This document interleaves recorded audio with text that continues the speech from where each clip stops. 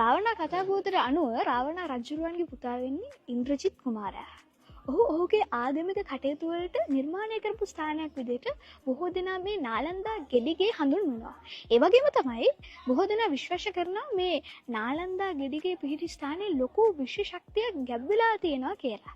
ඒ මොකද මේ නාලන්දා ගෙඩිගේ මේ ශ්‍රී ලංකාවේ හරි මැද පිහිටි නිසා ඉන්ද්‍රජිත් කියන කුමාරයා මෙතන ආගමික කටයුතු වලට යොදාගත්ත නිසා තමයි බොහෝ දෙනා මෙතන විශ්ව ශක්තියක් එහෙමත් නැත්නම් ශක්තියක් ගැබ් වෙලා තියෙන ස්ථානයක් විදිහට හඳුන්වන්නේ.